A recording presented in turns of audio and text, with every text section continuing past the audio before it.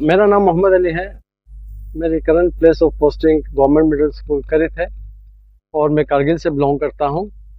पिछले 4 दिनों से हम यहाँ पे एक ट्रेनिंग सेशन अटेंड करने के लिए आए हैं, जिसका टाइटल है कैपेसिटी बिल्डिंग।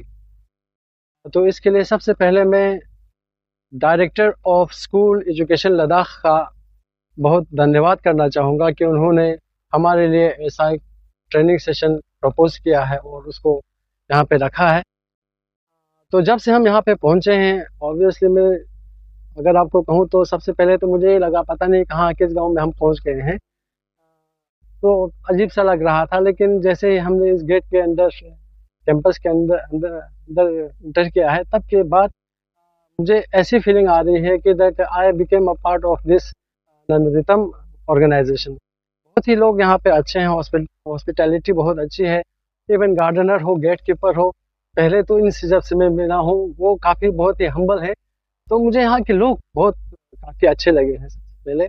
इसके बाद 4 दिन के ट्रेनिंग में हमें अलग अलग दिनों में जो है अलग अलग सेशंस रखे गए थे। तो पहले दिन जो है हमारी ट्रेनिंग जो हुई वो एनसीएफ और एनईपी पे थी, जिसमें हमें बहुत सारी जानकारी मिली है रिगार्डिंग द इम्प्लीमेंटेशन ऑफ किस तरह से वो किया जाए नेशनल एजुकेशन पॉलिसी को।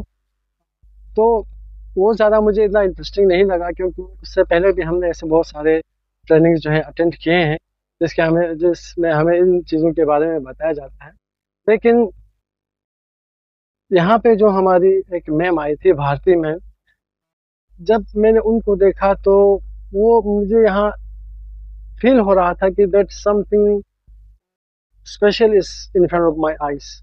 मैंने कभी इतने बुजुर्ग टीचर को जो है यहाँ पे नहीं देखा था, जो यहाँ क्लासेस ले रही हो और वो ऑलमोस्ट आई डोंट। तो इस ट्रेनिंग में एक इंस्ट्रक्टर थी मिस मैम भारती, जिनसे मैं यहाँ बहुत ही इंस्पायर्ड हुआ, क्योंकि एक तो वो इतनी बुजुर्ग हैं।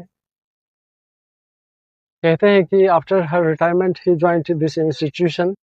तो ऑब्वियसली वो बहुत ही एज्ड है, लेकिन इस उम्र में भी जो है वो थ्रू आउट द पीरियड, जो उनका 1.5 घंटे का पीरियड था, 1.5 आवर का जो पीरियड था, वो उसमें एक बार भी अपनी चेयर पे मैंने उनको बैठते हुए नहीं देखा। She was totally focused on her teachings and जो मैथ के जो हमें समझा रहे थे, अलग अलग ट्रिक्स जो हैं और मेथड जो है वो समझा रही थी। तो बिसाइड दैट कि हाँ वो अच्छा पढ़ा रही थी, ऑब्वियसली वो बहुत ही फोकस थी, कंसंट्रेटेड थी अपने ब्लैक बोर्ड पे, चौक से वो जो लिख रही थी, थोड़ा सा भी लेकिन अगर ऊपर नीचे हो जा रहा था तो वो उसको भी मिटा रही थी। तो वो काफ़ी इंस्पायरिंग था। लेकिन specially the stamina she has showed us in the class was very great sir.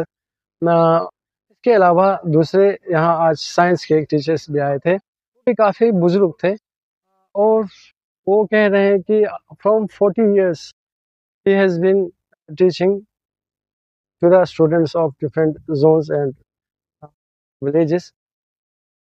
लेकिन मुझे उनको देख के ऐसा लगा कि उन्होंने 40 years में सिर्फ पढ़ाया नहीं है, बल्कि उन्होंने खुद भी पढ़ा है।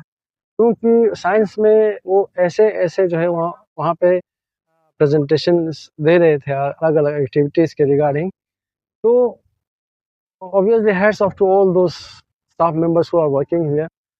मेरे पास कहने के लिए इतने ज़्यादा शब्द तो नहीं है कि मैं इनकी तारीफ़ किस तरह कर पाऊँ, लेकिन हाँ, दिल से यही कहना चाहूँगा कि यहाँ पे जितने भी लोगों से मैं अभी तक मिला हूँ, इवन द विलेजर्स, जब हम बाहर घूमने के लिए गए वहाँ पे लोग थे, इतने हम्बल हैं, इतने बिल्कुल आपको हेल्प करने के लिए तैयार हैं।